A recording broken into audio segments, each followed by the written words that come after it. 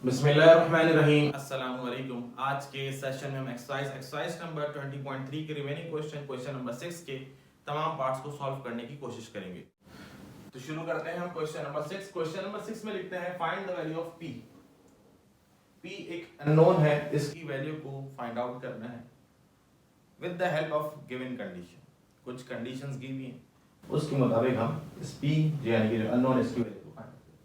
Equation है हमारे पास 2p plus 3x square plus 7p minus 5x plus 3p minus 10 is equal to 0।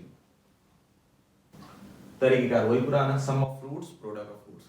Condition अब यहाँ पे कुछ ऐसी गिवन है according to the given condition कि सम ऑफ फ्रूट्स बराबर है प्रोडक्ट ऑफ फ्रूट्स के। तो वजह रखिएगा, सम ऑफ फ्रूट्स बराबर है प्रोडक्ट ऑफ फ्रूट्स के, और ये दोनों बराबर हैं 4 के। इसके बराबर कि सम ऑफ फ्रूट्स भी 4 के बराबर है एंड प्रोडक्ट ऑफ फ्रूट्स भी 4 के बराबर है। इस कंडीशन को इस्तेमाल करते हुए आपने जो अननोन है यानी कि जो p है इसकी वैल्यू को कैलकुलेट करना है। क्लियर? करना शुरू करते हैं। सम ऑफ फ्रूट्स होता है हमारे पास माइनस b अपॉन माइनस फॉर्मूले का b। अब यहाँ तमाम चीजें पहले से डिफाइन होती हैं भाई, ये a होता है, ये हमारे पास b होता है और ये हमारे पास c होता है। पुरानी बातें ये सारी। b 7p minus 5 upon a 2p plus 3। Product of root c upon a। c हमारे पास 3p minus 10 upon a हमारे पास 2p plus 3। क्या मालूम करना है इस कंडीशन के मुताबिक? p मालूम करना। तो हमने हेडिंग लगाई फॉर p। कंडीशन क्या है कि अल्फा प्लस बीटा बराबर है अल्फा बीटा के। यही तो कंडीशन है, अल्फा प्लस बीटा बराबर है अल्फा बीटा के। इस कंडीशन को इस्तेमाल करते हुए p की वैल्यू को कैलकुलेट करने की कोशिश करते हैं। अल्फा प्लस बीटा हमारे पास है minus bracket 7p minus 5 upon 2p plus 3। Alpha beta हमारे पास है 3p minus 10 upon 2p plus 3।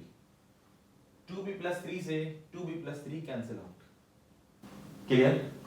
अब जो यहाँ पे रिमेनिंग टर्म्स है यानी कि माइनस को ब्रैकेट से मल्टीप्लाई कराएंगे तो ये हो जाएगा माइनस 7p और ये हो जाएगा माइनस माइनस प्लस 5। ये देख लीजिए, minus 7p plus 5 is equal to 3p minus 10। ये आ गया 3p minus। क्या करें? p मालूम करना है। p यानी कि जो इस टाइम एज अ वेरिएबल इस्तेमाल हो रहा है, इसको हम एक तरफ कर लेते हैं, कांस्टेंट को एक तरफ कर लेते हैं। 5 यहीं पर है, इस माइनस 10 को यहाँ शिफ्ट करवा दें, प्लस 10 हो जाए। 3p माइनस 7p को अपने राइट हैंड साइड पर शिफ्ट करवा दें, ये माइनस कर दो तो प्लस 7p हो जाए। 5 प्लस 10 15, दोनों का सम कीजिए 10। 10 इससे मल्टीप्लाई और शिफ्ट करवाएंगे, डिवाइड में आ जाएगा दोनों की कैंसिलेशन के, तो p की वैल्यू आ जाएगी 3/2। और हम बड़े खुश हो जाएंगे कि p का जो आंसर है वो वही आंसर आ रहा है जो बुक के पीछे लिखा हुआ है 3/2। बुक के पीछे अगर आंसर देखते हैं तो आंसर है 3/2। तो हमारी तसल्ली के लिए बस इतना काफी होता है कि बुक के पीछे 3/2 था तो मेरा आंसर भी 3/2 आ गया। इसका मतलब मेरा सारा सॉल्यूशन जो है बिल्कुल ठीक है, क्योंकि हम अपने दिमाग का इस्तेमाल, जो सही इस्तेमाल है वो कर नहीं पाते। जनाब मोहतरम, ये जो इक्वेशन आपको गिवन है ये गलत इक्वेशन है। इस इक्वेशन में मसला है, ये जो इक्वेशन यहाँ पे लिखी हुई है ये पूरा का पूरा गलत है। अगर गलत है तो क्यों करवाया सिर्फ इस वजह से कि आपको बता सकूं कि आपका आंसर 3/2 अगर आ रहा है और आप बुक से पीछे से इसके आंसर को टैली कर रहे हैं तो याद रखें आप गलती कर रहे हैं। क्या गलत है, मुझे कैसे पता चला गलत है और आपको कैसे पता चल सकता है गलत है? इसका बड़ा आसान सा तरीका है। इसके लिए कोई एमएससी और पीएचडी का होना जरूरी नहीं, आसान सी लॉजिक है। इस बात को आप भी समझ जाए, आपको भी बात समझ में आ जाएगी। हाँ भाई ये आंसर तो गलत आ रहा है। बात आ रही है समझ में? क्वेश्चन में लिखते हैं हमारे पास ये इक्वेशन है, इस इक्वेशन में p अननोन है, इसको मालूम करो with the help of given condition. Condition है अल्फा प्लस बीटा बराबर अल्फा बीटा, और ये सब बराबर किसके है? 4 के बराबर है। किसके बराबर है? 4 के बराबर। अब एक काम आपने खुद से करके देखना है। क्या करके देखना है? ये जो अल्फा प्लस बीटा है, ये जो अल्फा प्लस बीटा है, इसके अंदर p की वैल्यू को पुट कर दीजिए, कितनी? 3/2। तो आपका आंसर 4 आना चाहिए। क्यों? क्योंकि यहां लिखा है अल्फा प्लस बीटा किसके बराबर है? 4 के बराबर है। बात आ रही है सामने? इसके अंदर आप p की वैल्यू को ये पुट करके देखें 3/2, तो क्या आपका आंसर 4 आ रहा है? अच्छा जी आ रहा है। अच्छा यहां रख के देखिए, यहां से बोला अल्फा बीटा में, क्योंकि इन्होंने कहा अल्फा प्लस बीटा ये भी 4 है और अल्फा बीटा ये भी 4 के बराबर है। इस जगह में यानी कि 3p minus 10 upon 2p plus 3 में यहाँ पे p की वैल्यू पुट करके देखिए 3 अपॉन 2, तो चेक कीजिएगा क्या आपका आंसर 4 आ रहा है, तो जवाब मिलेगा 4 नहीं आ रहा। जब 4 नहीं आ रहा तो ये कंडीशन तो सेटिस्फाई हुई नहीं, जब कंडीशन सेटिस्फाई नहीं हुई तो ये p की वैल्यू सही कैसे हो सकती है, p की वैल्यू गलत है। क्वेश्चन में मिस्टेक है और क्वेश्चन के साथ साथ जो पीछे गिवन आंसर है उसके अंदर ही मिस्टेक है, ना तो आंसर 3 अपॉन 2 आएगा और ना गिवन क्वेश्चन जो है ये हमारे पास सही है। अब इसकी मजीद क्या तफसीलात हैं, इसमें दोनों पार्ट्स हैं, दोनों पार्ट्स गलत है। यहां पे क्वेश्चन नंबर 6 में जो पार्ट 1 और पार्ट 2 है दोनों गलत है, इसमें मेजर क्या मिस्टेक है वो मैंने आपको सामने बता दी। इसकी एग्जांपल के तौर पे मैंने एक क्वेश्चन आपको सॉल्व कराने की कोशिश की है ताकि मैं आपको अपनी बात बेहतर अंदाज में समझा सकूं। यही सवाल है 2p plus 3x² 7p minus 5, ये 7p माइनस 5 नहीं है 7p प्लस 3 है, क्लियर हो गई बात। और लास्ट में लिखा है 3p माइनस 10, दरअसल यह है 3p plus 7 is equal to 0। अब आप सोच रहे होंगे सर आपको कैसे पता चल गया सही सवाल यह है और गलत सवाल वो है। मैंने हरगिज़ नहीं कहा कि मैं यही वाला सवाल करवा रहा हूं, मैंने आपसे कहा कि मैं आपको एक एग्जांपल कराने की कोशिश कर रहा हूं और जो गिवन कंडीशन है वो सेटिस्फाई कैसे करती है और कैसे नहीं करती ये समझाने की कोशिश कर रहा हूं। आइए ये हमारे पास इक्वेशन होती है, x स्क्वायर का कोफिशिएंट a होता है, x का कोफिशिएंट b होता है और c हमारे पास एक कांस्टेंट होता है। कंडीशन क्या है, कंडीशन है सम ऑफ रूट्स बराबर है प्रोडक्ट ऑफ रूट्स और ये बराबर है 4 के। यही कंडीशन है, इसी कंडीशन को इस्तेमाल करेंगे। सम ऑफ रूट से मुराद alpha plus beta which is equal to minus b upon a, minus फार्मूले का b है 7p plus 3 upon a 2p plus 3 आ गया।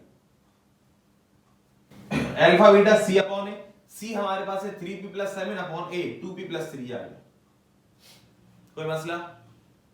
क्वेश्चन में लिख के देते हैं अल्फा प्लस बीटा बराबर है अल्फा बीटा के और ये दोनों बराबर है 4 के, यानी कि अल्फा प्लस बीटा भी 4 के बराबर है और अल्फा बीटा भी 4 के बराबर है। इस कंडीशन को इस्तेमाल करते हुए find the value of p, क्या मालूम करें p की वैल्यू। आइए p मालूम करें। कंडीशन है अल्फा प्लस बीटा और अल्फा बीटा बराबर है, ठीक है जी। ये अल्फा प्लस बीटा की वैल्यू आ गई यहां से और ये अल्फा बीटा की वैल्यू आ गई यहां से। इन दोनों को हमने इक्विलेट करवाया, माइनस से मल्टीप्लाई करें minus 7p minus plus minus 3 और ये 3p plus 7 as it is 2p plus 3 से 2p plus 3 cancel out, clear. Minus 3 as it is plus 7 को यहां शिफ्ट करवा दें माइनस 7, ये 3p as it is minus 7 को वहां शिफ्ट करवा दें plus 7p, minus 3 minus 7 minus 10 3p plus 7p is equal to 10p, 10 से 10 कैंसिल, p की वैल्यू है हमारे पास -1।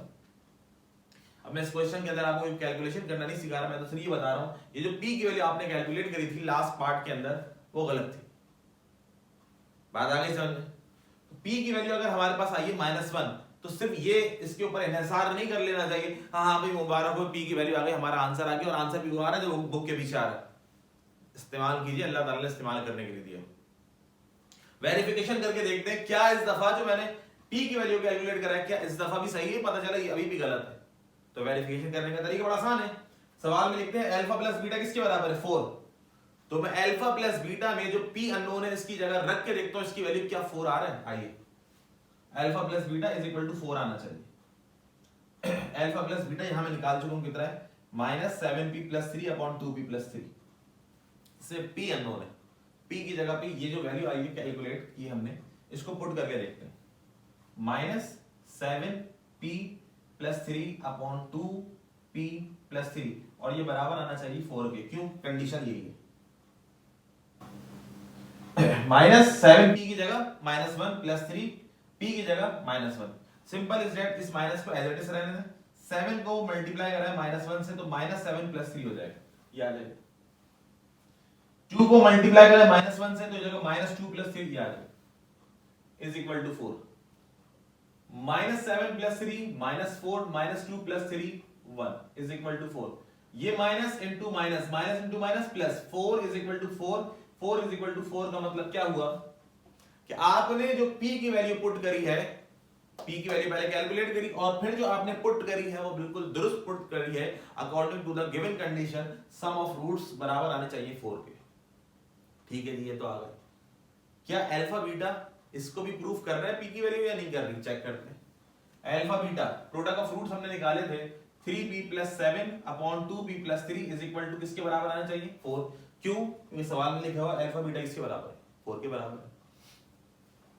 p की जगह -1 प्लस 7, p की जगह -1 और ये plus 3, 3 into -1 -3 plus 7, 2 into -1 -2 plus 3, 7 -3 4, 3 -2 upon 1 is equal to 4, 4 upon 1 क्या होता है 4 के बराबर होता है, 4 इज इक्वल टू 4। ये मतलब होता है अगर आप अपनी p की वैल्यू को सही फाइंड आउट करें। बात आ रही है समझ में? इसके ऊपर ज्यादा से ज्यादा मैं इसलिए जोर दे रहा होता हूं क्योंकि ऐसे हमारे बुक में जितने भी सवाल होते हैं इसको YouTube के ऊपर देखने का अक्सर मौका मिलता है और दूसरे स्टूडेंट्स की कॉपीज को देखने का अक्सर मौका मिलता है, तो उन सब के अंदर जवाब हमें अक्सर यही मिल रहा होता है। या इसके अलावा एक जवाब और भी मार्केट में बहुत देने -7/5, -7/5 चले, आप -7/5 पुट करके देख लें, जब भी आपको इसका आंसर इज इक्वल टू 4 नहीं मिलेगा। और इसके पीछे रीजन क्या होती है? इसके पीछे रीजन ये होती है हम p की वैल्यू को कैलकुलेट करने के बाद उसको छोड़ देते हैं, वेरीफाई करके नहीं देखते कि भाई वेरीफाई तो करके देख लो जो गिवन कंडीशन है सेटिस्फाई हो भी रही है कि नहीं हो रही। इसलिए इन क्वेश्चन के ऊपर मेरी कोशिश होती है ज्यादा से ज्यादा जोर दूं। जो माशरे के अंदर आमतौर के ऊपर जो है वो गलत चल रहे हैं और चले जा रहे हैं। तो जनाब मोहतरम इसके पीछे क्या ऐसे 1000 सवाल आपको मिल जाएं, तो आप सिर्फ p की वैल्यू कैलकुलेट करके छोड़ मत दीजिए, बल्कि वेरीफाई करके देखिए जो आपने p की वैल्यू फाइंड आउट करी है क्या वो गिवन कंडीशन को वेरीफाई कर रही है कि नहीं कर रही। आई होप सो कि आपको मेरी बात जो है वो बेहतर अंदाज में समझ में आ गई होगी।